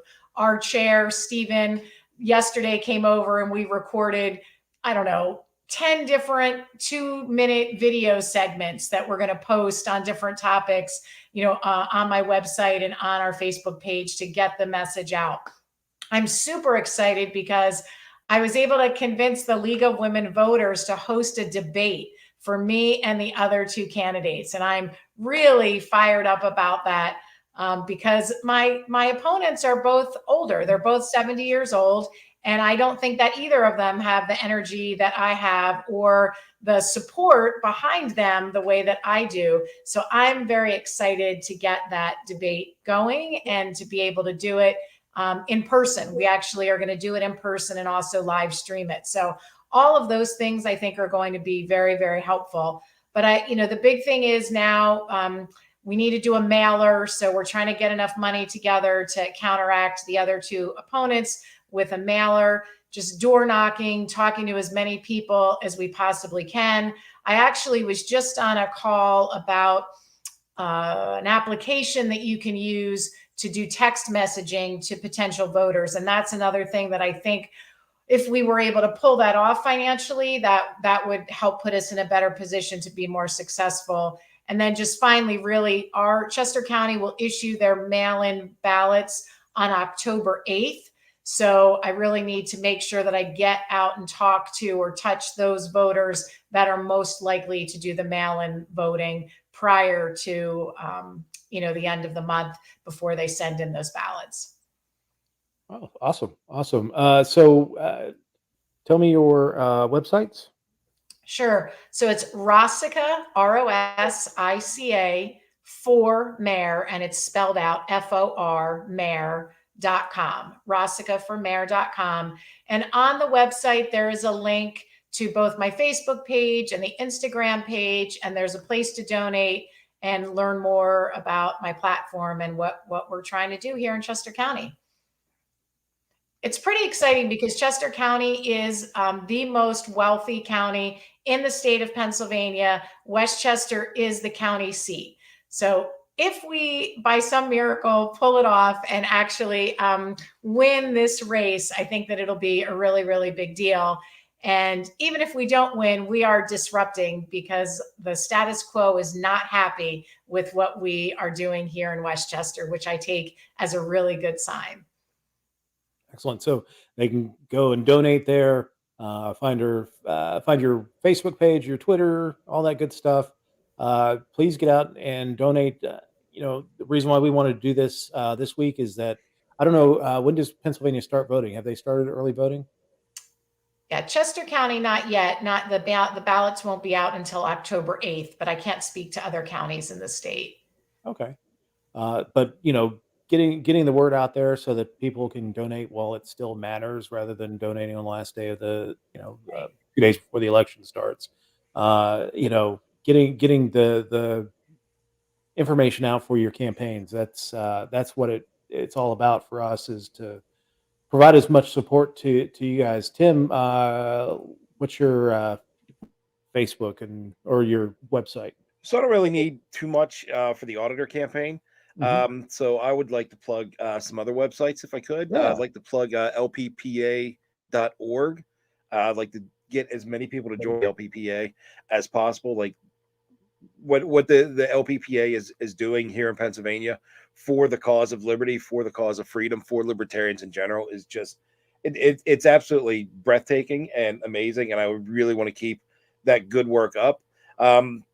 After the auditor election, when I move back into kind of campaigning for a state senator, we can maybe talk about some fundraising for that. But for now, I'd really like to just plug Steve Sheets for U.S. Senate, Nicole Schultz for Pennsylvania Lieutenant Governor, and Joe Solosky for Governor of Pennsylvania, as well as once again publicly applaud Dr. Moulton for all of his hard work with the Moulton maneuver. Yes. I can't say enough positive things about you, Dr. Moulton. So thank you so much for everything that you do. People who are not, long-term in the Libertarian Party who are watching may not know Dr. Chuck Moulton, but he's been national vice chair. He's been chair and vice chair of Virginia. He's been a lifer with the Libertarian Party, and this party would not be anywhere near what it is without Dr. Moulton. We can't thank him enough for all the hard work he does. He's kind of the brains of the operation when you think about it. So, but thank you so much for what you do, Dr. Moulton. Well, thank you so much. I was also chair of Pennsylvania back in the day. The one thing I want to plug that we haven't mentioned is Wes Benedict, who has done a lot of the legwork here. He does it through the Libertarian Booster Pack, which is I think it's a super PAC that he created. So he gets some major donors and some ordinary people giving him money that allows him to dedicate this amount of time to libertarian projects all over the country. And right now he was focused in Pennsylvania, but he's also helped a lot with Virginia candidates. He helped with the Rob Sarvis campaign and with some of our local elections in Virginia before. He helps a lot with Texas candidates, and I think he's going to be helping out with Kentucky, which has a similar opportunity to the Pennsylvania Moulton maneuver in even years. Oh, that's awesome. Excellent. Anything else from you guys that you want to talk about tonight? Actually, let me plug another candidate for you guys. Joel Goetz is running for mayor. Do you know, Steve, what town that is? Joel running for mayor of East Stroudsburg. East Stroudsburg, and I think it's Goetz, number 4. Goetz, the number 4 mayor. We should all remember it by now. ETZ for mayor. One of his platform planks is to change out all of the parking meters on the streets of East Stroudsburg. He's going to change them all out and put gumball machines in their place. That's That's awesome. I mean, I'm get rid of the machines, but yeah, that would work. I Yeah. His goal is I to like make gum. Stroudsburg Everybody East likes again. gum. What's that? What was that, Tim? His goal was to make Stroudsburg East again. There you go. So we all have to support Joel. Joel's a great guy. I reached out to him. He unfortunately couldn't make it tonight, but really appreciate him. He's a great voice in the party. He really entertains me and is a good dude. So wanted to plug him. Let's see. Let me put you on TV screen. Oh yeah. So do you guys get any local news coverage or anything like that? The local newspaper here did a story about me running for mayor. That was on the front page with a picture. But to be fair, they ran stories on all of the candidates, but at least they included a story about me. And actually, Stephen, our county chair, is great about connecting with the press. So we've done several press releases that some news source or another locally has picked up. So that's all been very positive. I haven't been on, I'm trying to think, I don't think I've been on an actual TV program, but I've been on a number of radio programs. So so far we are doing pretty well in the press department. Excellent. And Chrissy Wickers will always say that it costs nothing to send a press release. So that is the easiest thing you can do to get press. I can't recommend it highly enough. Outside of actually getting, pounding the pavement and knocking doors, I think sending press releases is one of the easiest ways to get votes for your campaign. So. Yeah, David, I will say I was relatively impressed during the special election that I ran this past spring with the amount of coverage that I actually received as a Libertarian candidate. Now, there were 4 of us on the ballot for that. It was a Democrat, Republican, and Independent, and myself as the Libertarian. And they reached out and talked to us, the news affiliates for CBS and Fox broadcast, as well as some of the local papers. They all reached out, and I thought were very, very generous as far as giving time to, the crazy Libertarian candidate. So I was just, I think that was really impressive. Like, I wasn't really expecting that so much. And I think that is a testament to how far as a party we've come as the Libertarian Party, that they, during a special election, they would reach out and say, like, hey, you're one of the candidates. We want to ask you the same questions that we're asking the Democrat and the Republican. So again, that's more credit that I give to the LPPA for the stellar work that they do. So I if I could just interject, I ran for Congress in 2004, and at that point there was no incumbent. I was in 5 televised debates, and one of the reasons that was possible is historically the League of Women Voters in Pennsylvania has been very welcoming of minor party political candidates, to the extent that there have been statewide races where either the Republican or the Democrats say, hey, we want to have debates, just the 2 of us. We don't want to include the Libertarian or the Green or the Constitution candidate. And the League of Women Voters has taken a stand. They've said, no, if you refuse to show up to our debate, we will put up an empty chair where you're supposed to be, and we'll tell people that you refuse to debate. Hopefully they continue to take that stand, but we're very lucky to have that level of support from the League of Women Voters in Pennsylvania. Yeah, I wish the league was still involved in the presidential debates. Ever since it became the Commission on Presidential Debates, it has gone downhill since then. So, let's see. Do we have any other questions? Oh, this was one. Why did they not invite Miss Joe? This is more for general, but the reason why they didn't is that again, it's the Commission of Presidential Debates, and that's the reason why they don't invite candidates. Now, we can have a discussion about, Libertarian Party and our candidates don't buy a lot of advertising in debates. I think if we were able to raise that kind of money to buy advertising, I think it makes it a lot harder for them to deny us the debates, because TV companies do like money. But as long as the Commission on Presidential Debates is there, it's going to be a stacked deck, and they would rather cancel a debate than to provide us that platform. So, all right. Any other things you want to talk about this evening? One other thing. The Pennsylvania, we're lucky to have this level of activism. We're lucky to have this opportunity and so many hardworking people working the Moulton Maneuver and people running for contested races as well. We have an executive director, Kevin Galgon, who puts a lot of work into the party. We actually have the most party members in Pennsylvania that we've ever had in our history. We've raised the most money than we ever have in our history in a given year. So Pennsylvania is definitely on the upswing. As we roll into the even year elections, I'm chair of the election committee in Pennsylvania, so I focus on getting candidates on the ballot. We do have some acrimony in Pennsylvania, like in every state. We have people in various caucuses who may not agree with each other on particular things, but I'm looking at that as an opportunity, and I'm hoping to get a healthy rivalry where various caucuses try to get as many candidates on the ballot as possible, and ultimately we'll end up with more candidates on the ballot in an even year election. I'm hoping we can get close to a full slate of people running in contested elections for state representative, and we've never come anywhere near a full slate. I think the most we've run is maybe 20 or 30 or something like that out of I forget what it is, like 200. But I think we have the most level of activism we've ever had in Pennsylvania, so we can get much closer this year than we ever have in the past. So just for a second on the even year elections, what is the ballot access hurdles for you guys going into those elections?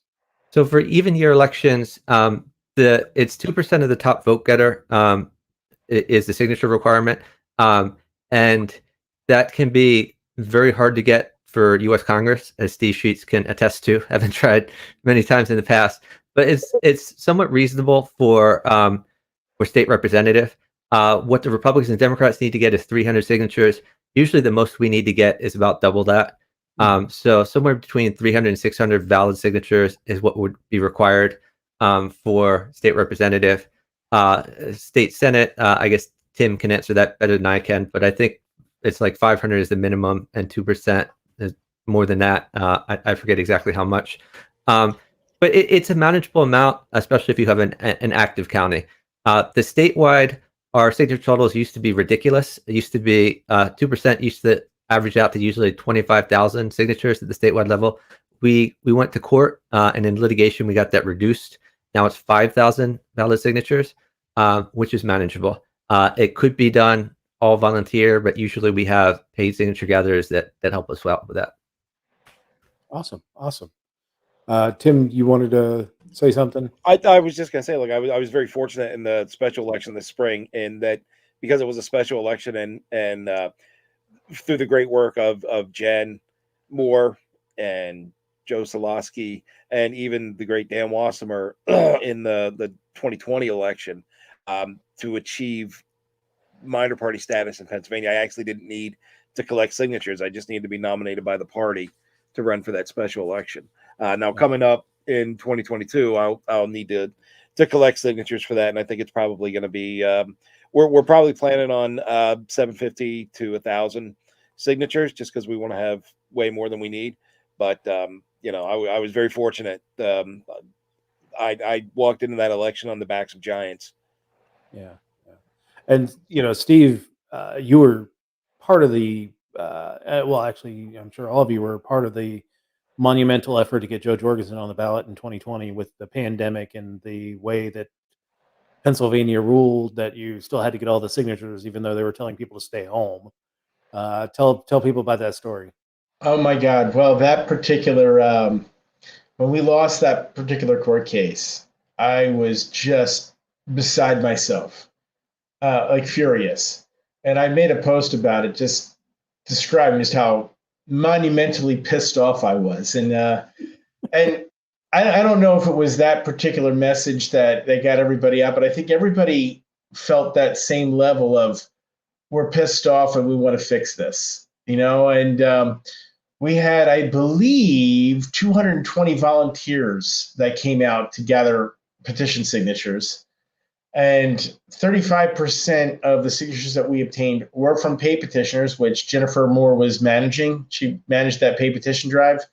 And anybody who's ever managed a pay petition drive just knows how monumentally difficult that is. But neither here nor there. Somehow in 3.5 weeks, we collected like 9,000 signatures, right? We turned in 10,300. We had, like a little over 1,000 in the bank already of raw signatures. So we turned in 10,300. That particular day, I showed up in Harrisburg, having been up till 2 a.m. the night before with, people at my house. People had been coming to my house all week that week. We were counting, collating, numbering, scanning, everything you have to do these things, right? Meanwhile, Kevin, our executive director, was doing the same thing in his office, and he was up till 4:30 or something like that, in that same morning. I drove over to his office, picked up his forms, and took all that stuff over to Harrisburg. Meanwhile, Joe Jorgensen was meeting us in Harrisburg. So I show up there at the Joe Jorgensen bus, and I'm just kind of like rocking back and forth a little bit because I'm about to pass out, and everybody's congratulating me. Wow, Steve, that was a great job. That was a great job. That was an awesome job. And all I can do is I just want to freaking cry right now, because I'm grateful that it's all over. And, I did get to say a few words, at the microphone in front of Joe Jorgensen's bus. And the first thing I said was, if it wasn't for all the volunteers, none of this would be happening. I would not be here speaking. So thank you all for everything that you've all been doing. And I mean it in all sincerity. Everybody who spent time gathering signatures with us and who spent time, talking to people, just making everything just work. It was just, wow, just freaking amazing, and the gratitude that I felt for all of that effort just came out in that particular speech right in front of Joe Jorgensen's bus. But one of the things that she did, I'd expressed interest in one of her T-shirts. It was a white T-shirt that had blah, blah, blah, itsy bitsy tax cuts, blah, blah, blah, this and that. She had this particular T-shirt from 1996, she ran with Harry Brown. And she happened to show it to me in the California convention. And I asked her if she had one in XX. And she said, I'll have to look. That was the last time, that was in February. Fast forward to final turn in. As I'm walking up to her bus, she comes walking up to me, thanking me for all my effort, holds out that particular T-shirt and says, excellent. For everything that you did, I want to give you this. Nice. So that's excellent. It was awesome. It was a really neat day. Yeah. So I just, I would tell people that if you want to see how things are done right, talk to the people in LPPA. What you guys are doing up in Pennsylvania is a model that needs to be followed wherever we can. Not every place is going to be able to do the Molten maneuver, but that hyper focus on local offices and getting people elected to local offices, every state, everyone can do that. And the work that you all are doing is amazing. And it's a credit to not only Dr. Moulton, but Steve, but, from Beth Ann to Tim to Joel, everybody that's putting their name on the line for this election this year is going to, this is going to be a legendary election for the Libertarian Party. This really will be. I'm pretty confident it'll make some national news and the number of elected Libertarians we will see coming out of this election. And wish everyone nothing but the best of luck. David, if I could say one other thing to kind of finish this out. There are some people who say that, running for auditor is not really a very meaningful job. Running for, this is not a very meaningful position.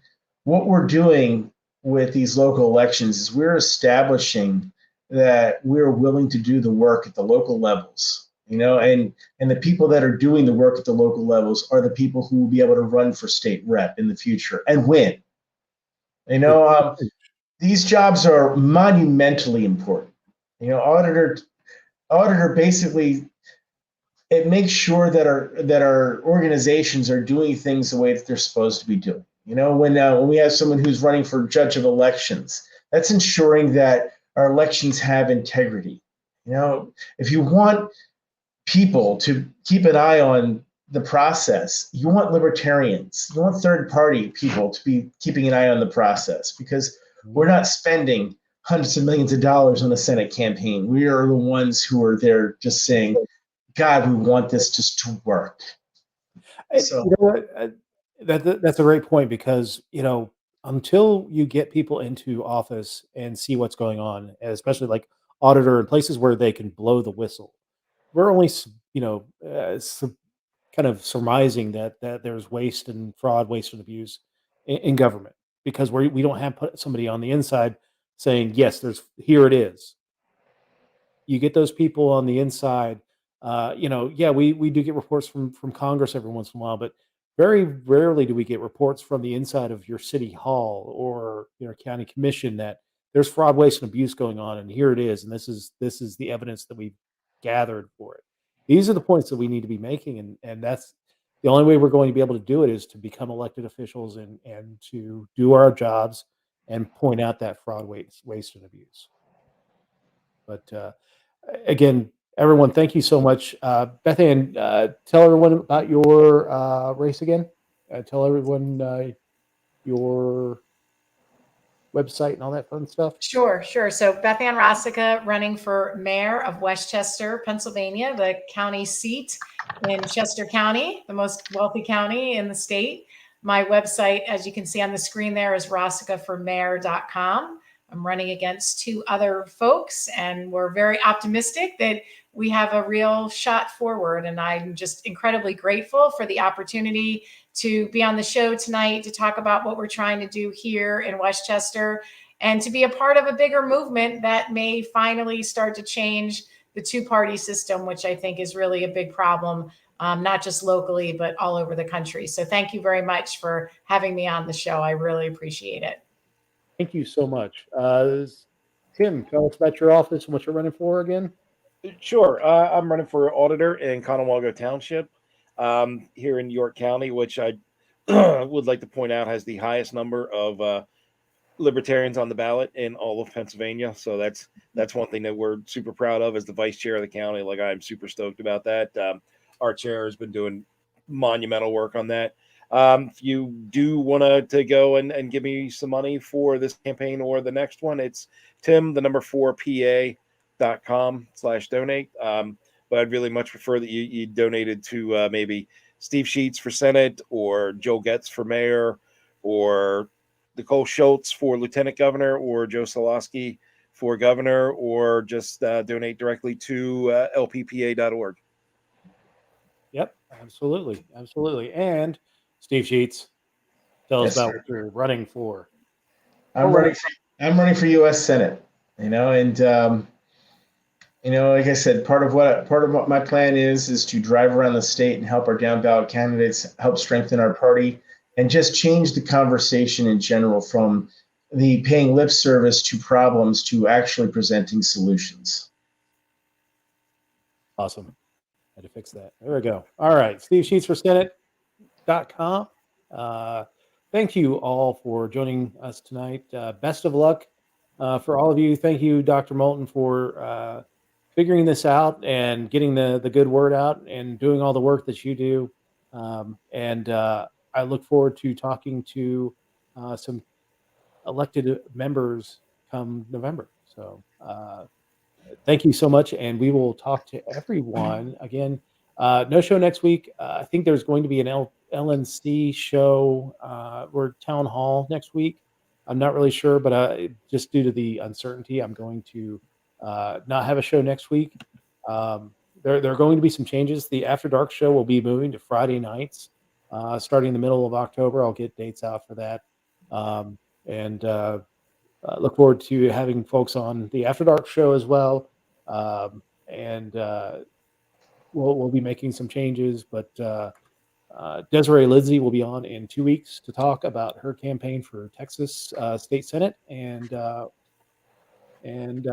without no further ado, I will see everyone in a couple weeks. Thanks everyone for dropping by, and get out and vote if you have an election on November. What is the November election date? You guys November know? 2nd.